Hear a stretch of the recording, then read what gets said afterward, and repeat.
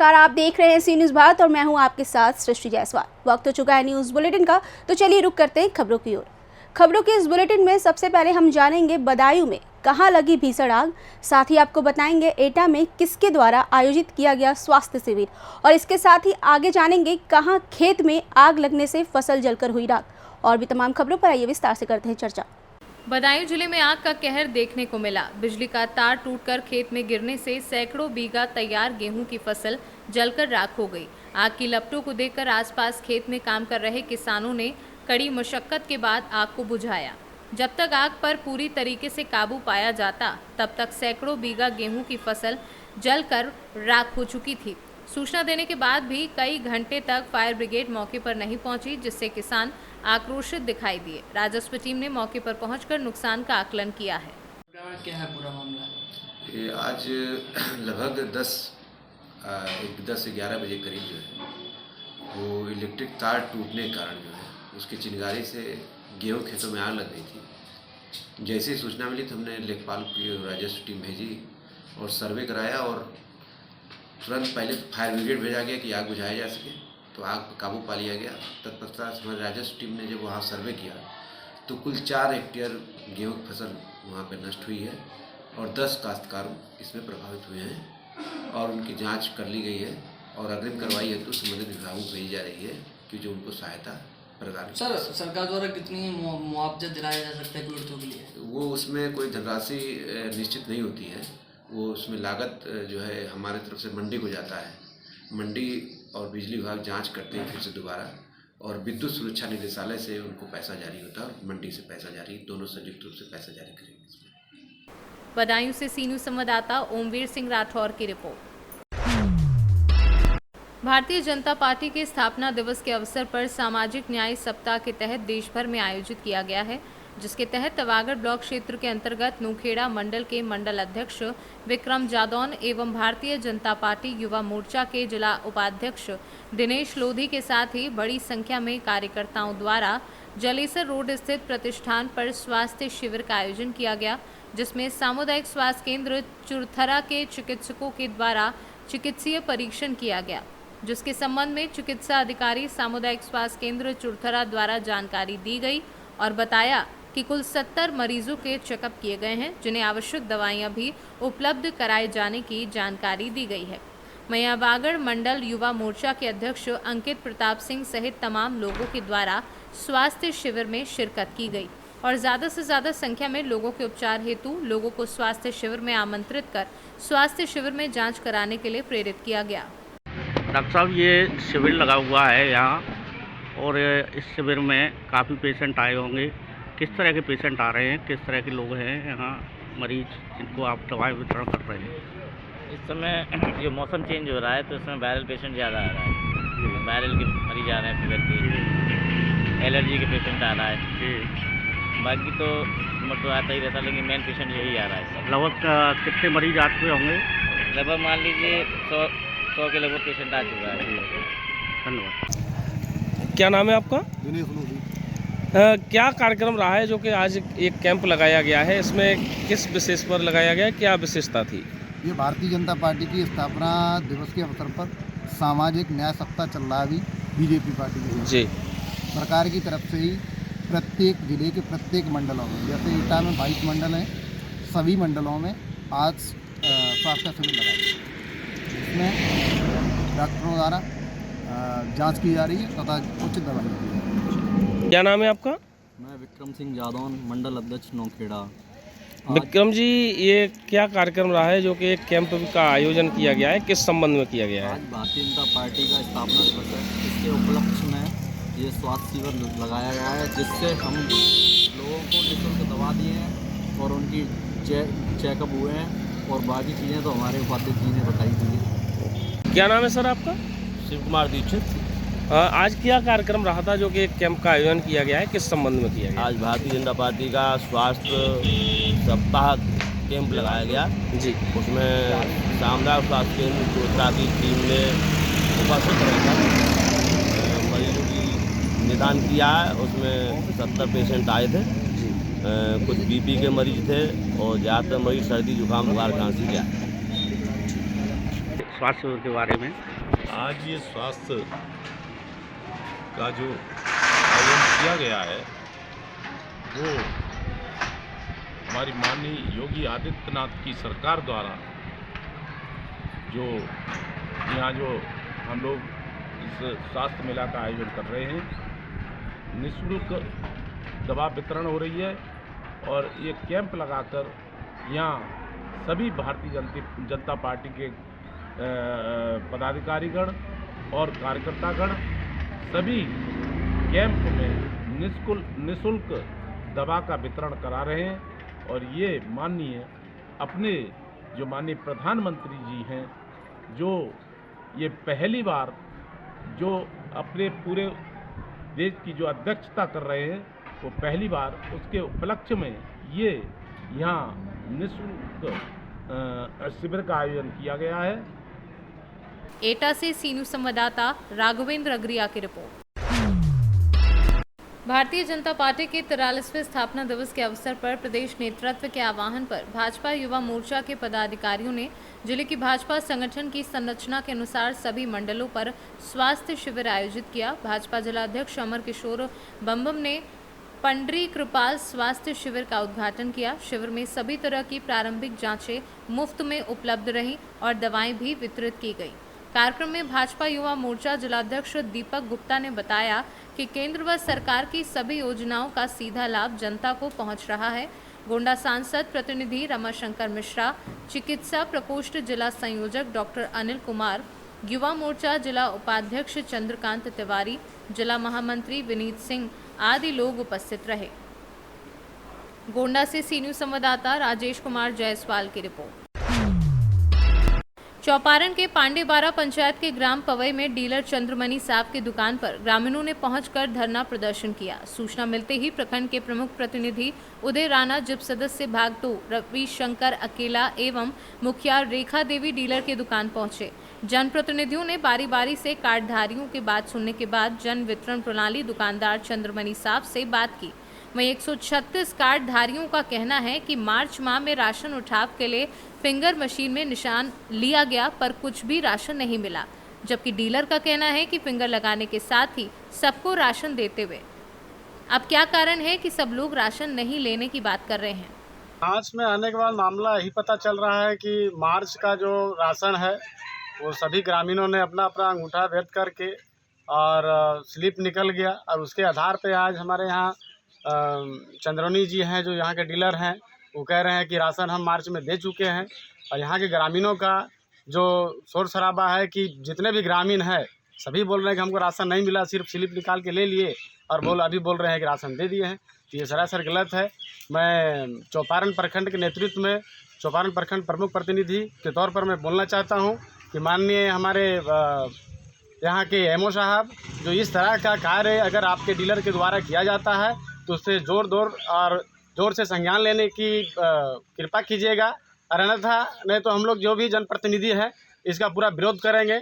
और हो सकता है कि जितने भी डीलरशिप है हम उन सबों को भी बोलना चाहता हूं कि आप जैसा स्लिप निकाल के देते हैं बिना प्रिंट का अगर निकाल के दीजिएगा तो आपका राशन को कोई रिसीव नहीं करेगा। और यही मैं आप तमाम जनता से भी आग्रह करता हूं कि आपको अगर प्रिंट में कुछ लिखित नहीं मिलता है तो आप वो राशन को ग्रहण नहीं करेंगे। सही बात यह है कि लाभुक जो है अंगूठा लगा लेते हैं, क्योंकि इसके पहले भी एक बार और आए थे इसी तरह, हमें ग्राम पब्लिक यहाँ पवई के लोग बुलाए थे, समस्या कुछ चावल को ही लेकर था। तो उस समय आश्वासन दिए कि मुखिया जी नेट वगैरह काम नहीं करता है, हम चढ़ाई पर जाते हैं तो 4-5 दिन फिंगर लगाने में समय लगता है, फिंगर लगाने के बाद हम वितरण करते हैं। तो विश्वास के साथ पब्लिक ने इनके ऊपर भरपूर विश्वास किया कि एक साथ हम फिंगर लगा देंगे। आज यही विश्वास के वजह से मार्च महीना के जो चावल इन्होंने फिंगर लगा दिया है, और आज साफ शब्द में माननीय चंद्रमणि साहब जी अगर तुरंत अपने आप अपने मुखार से बोल रहे हैं कि पब्लिक के बीच हम चावल बांट दिए हैं, और पूरे ग्राम के पवई के पूरे ग्रामीण झूठ नहीं बोल सकते हैं कि मार्च महीने इसमें अभी तो ग्रामीण लोग से आए हम, अभी तो ग्रामीण लोग में तो आक्रोश है। इन्होंने बोला कि मार्च का हमें एक भी नहीं मिला है, लेकिन डीलर का कहना है कि हम दे दिए हैं। तो फिर हमने अभी एमओ से बात की है, लेकिन वो एमओ बोले कि हम आ रहे हैं, उनको टाइम है 45 मिनट में वो आएंगे। इसके बाद में एमओ से बात होगा, इसके बाद डीलर को भी बात होगा, संघ से भी ये लोग बात करेंगे। फिर जैसा वो लोग निर्णय करेंगे, अगर नहीं बांटे होंगे और ग्रामीणों लोग का जो भी निर्णय होगा, इसके बाद आगे का कार्रवाई किया जाएगा। आपके तरफ से क्या कार्रवाई होना चाहिए? हमारे तरफ से अगर ये ग्रामीण पूरा अगर ये खिलाफ हैं तो मैं इनके साथ में हूँ, पूरे ग्रामीणों के साथ। अगर ये गलत पकड़े गए तो इन पर कार्रवाई होगी। ये जो कार्डधारियों द्वारा आरोप लगाया जा रहा है जन वितरण प्रणाली पर, इसमें कहाँ तक सच्चाई पाते हैं? जो ग्रामीण बोल रहे हैं उसके हिसाब से जो है इन लोग को राशन नहीं मिला है और इसके विरुद्ध जो है ना विभाग को जो है हम जो है कार्रवाई के लिए जो है प्रतिवेदन भेज रहे हैं। आवेदन आपको मिला है? आवेदन जो है देने के लिए बोला गया है। पवे के डीलर है, अगर वो सच है तो कार्ड झूठ नहीं हो सकता, अगर कार्ड सच है तो डीलर झूठ हो सकता है। तो हमारा कहना यही है कि अगर चावल नहीं बांटे तो चावल बांट दे। गरीबों का अनाज अब ज़्यादा दिन तक नहीं रख सकते या तो ज़्यादा लूट नहीं सकते। उससे दो कारण है, एगो आपको ईश्वर भी माफ़ नहीं करेगा और आम जनता भी माफ़ नहीं करेगा। हम यही बोलते। अगर नहीं बांटेंगे तो क्या होना चाहिए? नहीं बांटेंगे तो एमओ सर इसका संज्ञा ले और जो कानूनी प्रक्रिया का जांच करके डीलर को रद्द किया जाए। नहीं, ऐसा कोई बात नहीं है। मार्च का अनाज का वितरण मार्च में ही हो चुका है। अच्छा, तो फिर इतना विरोध जो कर रहे हैं आपके साथ में? अब ये तो पब्लिक ही बताइए। चलिए ठीक। क्या दुकान का नाम क्या है? सेल्फ नाम से है, चंद्रमणि सा। आप ही के नाम पर है? जी जी। कितना यहाँ टोटल कार्डधारी है? 136 है। कितना राशन उठता है? 40 क्विंटल समथिंग है लगभग। आज जो कार्डधारियों का विरोध हो रहा है उस पर आपका क्या कहना है? इस पर हमको क्या कहना है? इस पर हमको कुछ नहीं कहना है। जो आरोप प्रत्यारोप आपके ऊपर लगाया जा रहा है उसको आप सही है बेबुनियाद मान रहे हैं? जी। कि चावल मार्च को फिंगरप्रिंट ले लिए हैं और चावल नहीं दे रहे हैं, इसके लिए पूरा हमला किए। चावल का वो खा गए, क्या किए? का कि इसी यही जानेंगे, हम लोग तो बता ना सकते हैं खा गए, लेकिन चावल फिंगर लिए, चावल क्यों नहीं दिए? कितना मिलता था आपको चावल? 35 किलो। तो 1 किलो रखते हैं तो 34 किलो मिलता है हम लोग। क्या परेशानी है? क्या है बहन जी? ले लिए चावल नहीं दे रहे? किस गांव का मामला है? डीलर कौन है? हजारीबाग से सीनू संवाददाता मुकेश सिंह की रिपोर्ट। खबर रायबरेली जिले के खीरो थाना क्षेत्र अंतर्गत निहस्ता गांव से है, जहां पर बिजली विभाग की बड़ी लापरवाही सामने आई है। बिजली के शॉर्ट सर्किट से किसान के खेत में भीषण आग लग गई। भीषण आग से लगभग 4 से 5 बीघे गेहूं की फसल जलकर राख हो गई है। ताज़ा मामला जिले के खीरो थाना क्षेत्र अंतर्गत निहस्ता गांव का बताया जा रहा है। शॉर्ट सर्किट से निकली चिंगारी ने आग का विकराल रूप धारण कर लिया और देखते ही देखते आग का रूप इतना विकराल हो गया जिससे लगभग 4 से 5 बीघा गेहूं की फसल जलने लगी। वहीं किसानों और ग्रामीणों के द्वारा कड़ी मशक्कत के बाद आग पर काबू पाने की कोशिश की गई, लेकिन तब तक आग से 4 से 5 बीघा गेहूं की फसल जलकर राख हो गई थी। नारायण कहाँ रहते दादा? रामपुर था। क्या हुआ है? खेत पर गया गेहूं। कैसे लगी दादा? पता नहीं। कहीं सूचना दी इसकी? हाँ, दमकल में दिया, दिया। आई कि नहीं आई? अभी तो नहीं आई, नहीं बच जाता खेत। कितने जल गए गेहूँ? 3 बीघा। 5-6 बीघा है। मोहित। कहाँ रहते हैं? रामपुर था। क्या हुआ है? खेत में आग लग गई है शॉर्ट सर्किट द्वारा, जिसमें 8-9 बीघा खेत जल गए। कहीं इसकी सूचना दी? सूचना दिया गया, लेकिन अभी तक दमकल फायर ब्रिगेड कोई भी नहीं आया यहाँ पे। 1 घंटा लग गया। रायबरेली से सीनू संवाददाता मृदुलेश त्रिपाठी की रिपोर्ट। गौरीपुर बांध के बगल तुर्की सिमुलतला मुख्य मार्ग पर लगा बोर्ड के आधार पर मुख्यमंत्री नीतीश कुमार बिहार के करकमलू द्वारा वीडियो कॉन्फ्रेंसिंग के माध्यम से बांका जिले के चांदन प्रखंड गांव गौरीपुर में गौरीपुर बांध का जीर्णोद्वार कार्य का शिलान्यास किया गया, जिसके विशिष्ट अतिथि के बिहार के मुख्यमंत्री तेजस्वी यादव एवं अध्यक्ष जसवंत राय, मंत्री, अन्य उपस्थित गणमान्य व्यक्तियों के द्वारा 6 अप्रैल को संपन्न किया गया। इसकी बोर्ड बांध के पास लगते ही ग्रामीणों ने खुशी जाहिर की, लेकिन कुछ ग्रामीणों ने खेद भी प्रकट किया है। क्योंकि बांध में तो काम जेसीबी से हो रहा है, लेकिन बांध में कहीं किसी प्रकार की योजना, संख्या, उसकी प्राकलन राशि का बोर्ड नहीं लगा हुआ है और बांध के इर्द गिर्द लगभग 10 दिनों से काम चल रहा है। मेड़ की रंगाई जेसीबी से छील कर दी गई है। बांका से सीनू संवाददाता राकेश कुमार की रिपोर्ट। देवरिया जनपद में कल मुख्यमंत्री योगी आदित्यनाथ आएंगे। मुख्यमंत्री सबसे पहले भलुअनी ब्लॉक के बहोर धनोती गांव में पहुंचेंगे, जहां वह एक प्राथमिक स्वास्थ्य केंद्र का उद्घाटन करेंगे। बता दें कि बहोर धनोती गांव गोरक्षनाथ मंदिर के पुरोहित का गांव है और उन्हीं की पत्नी के नाम पर यहां स्वास्थ्य केंद्र खोला गया है, जिसका उद्घाटन मुख्यमंत्री करेंगे। इसके बाद मुख्यमंत्री पुरोहित के घर जाएंगे और उसके बाद शहर मुख्यालय के GIC ग्राउंड में एक जनसभा को संबोधित करेंगे। मुख्यमंत्री शाम 3 बजे देवरिया पहुंचेंगे और इसके बाबत विगत 3 दिनों से गांव में युद्ध स्तर पर तैयारी चल रही है। स्कूल, सड़क, दीवारों को सजाया जा रहा है। वहीं जिस स्वास्थ्य केंद्र का उद्घाटन मुख्यमंत्री करेंगे, उस स्वास्थ्य केंद्र की वजह से इस ग्रामीण इलाके में हजारों लोगों को स्वास्थ्य सुविधाएं मुहैया होंगी। क्या सुविधा मिलेगी? ये अस्पताल जो है स्वर्गीय मर्यादी देवी के नाम के स्मृति में खोला गया है। इसमें सारी सुविधाएं जो प्राथमिक स्वास्थ्य केंद्र स्तर की होती हैं, वो सारी सुविधाएं यहाँ मिलेंगी। जैसे रूटीन जो है चेकअप होता है, यहाँ पहल ATM मशीन की स्थापना की गई है, जिसके तरह हम 28 तरह के जाँचें कर सकते हैं। और यह मशीन जो है अभी ज़िले में मात्र 3-4 जगह ही है, जिसमें एक जगह इसको चुना गया है, जो बेहतर स्वास्थ्य के लिए बहुत बढ़िया रहेगा कि सब जनमानस को सुविधा मिल सके। कितनी सुविधा मिलेगी यहाँ ग्रामीण इलाके में लोगों को? ग्रामीण इलाके में 4 जो मेन गाँव हैं हमारी, लगभग 30,000 आबादी से जो लाभान्वित होगी। क्या नाम आपका? डॉक्टर पीयूष कुमार सिंह, प्रभारी चिकित्सा अधिकारी भलुअनी। तो किसका दौरा प्रस्तावित है, कब? माननीय मुख्यमंत्री जी का प्रस्तावित है कल 2:55 पर आने का यहाँ, और इसका अस्पताल का उद्घाटन। इसके बाद कहाँ जाएंगे? इसके बाद उन महंत जी के घर तक जाएंगे, फिर वापस जो है GIC देवरिया। देवरिया से सीनू संवाददाता ज्ञानेंद्र नाथ मिश्रा की रिपोर्ट। कल्याणपुर के CHC में एक नवजात शिशु चोरी होने की सनसनीखेज वारदात सामने आई है। बच्चा चोरी होने की वारदात CCTV में कैद हो गई है, जिसके बाद पुलिस मामले की छानबीन कर रही है और महिला का पता लगाने में जुट गई है। कानपुर से सीनू संवाददाता रोहित की रिपोर्ट। खबर रतलाम जिले के जावरा से है, जहां रतलाम में अवैध कॉलोनाइजरों के खिलाफ हुई पुलिस कार्यवाही में पूर्व मंत्री कोठारी के भतीजे की पत्नी के खिलाफ भी कार्यवाही की गई है। इस सिलसिले में पूर्व मंत्री कोठारी कलेक्टर नरेंद्र कुमार सूर्यवंशी से मिलने कलेक्टर कार्यालय पहुंचे थे। कलेक्टर के ऑफिस में नहीं होने पर वे कलेक्टर कक्ष के बाहर ही कुर्सी पर बैठ गए थे। सूचना मिलते ही कलेक्टर नरेंद्र सूर्यवंशी अपने कार्यालय पहुंचे और पूर्व मंत्री हिम्मत कोठारी को हाथ पकड़कर अपने कक्ष में ले गए। पूर्व मंत्री कोठारी ने बताया कि मामला जावरा का है, हम इसमें दोषी नहीं हैं, हमें कोई नोटिस भी नहीं दिया गया, केस बना दिया गया। इस मामले में कलेक्टर नरेंद्र कुमार सूर्यवंशी ने कहा कि पूर्व मंत्री हिम्मत कोठारी ने सारी बातें बताई हैं। निर्दोष पर कार्यवाही नहीं होनी चाहिए, तथ्यात्मक जांच के बाद ही कार्यवाही करने को कहा गया है।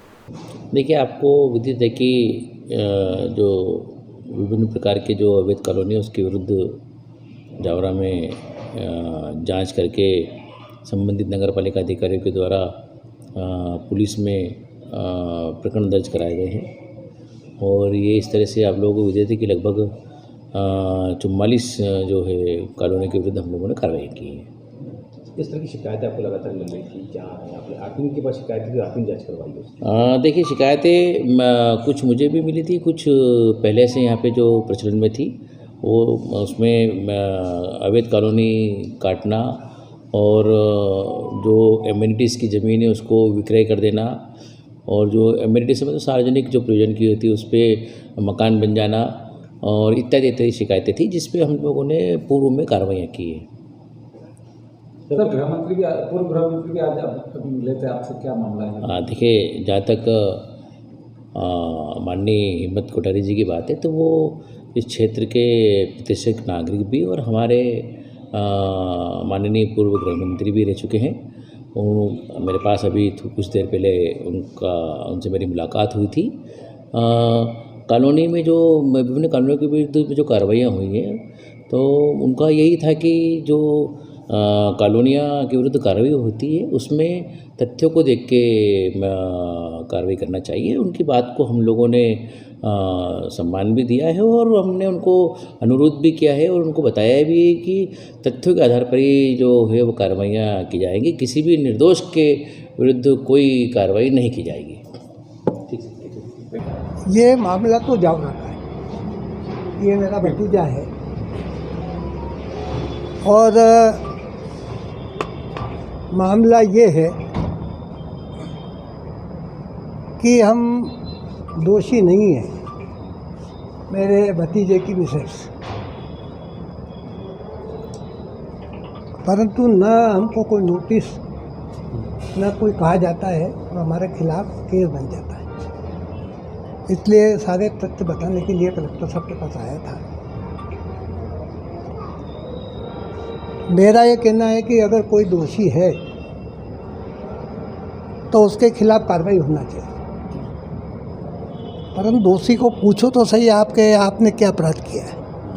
ये हमारी नज़र में आपका ये अपराध है, कोई नोटिस नहीं। कलेक्टर साहब से पहले मिले थे तो उसी समय कलेक्टर साहब ने फ़ोन किया था और उनको कहा था कि भाई तथ्यात्मक जांच करो, हकीकत की जांच करो, पर जांच नहीं की और 5 तारीख को मेरी बहू के खिलाफ FIR दर्ज कर ली गई। रतलाम से सीनू संवाददाता हुसैन खान की रिपोर्ट। फिलहाल के लिए इस न्यूज़ बुलेटिन में बस इतना ही। देश दुनिया की तमाम खबरों को जानने के लिए देखते रहे सी न्यूज़ भारत। हर खबर आपके साथ, आपके हाथ।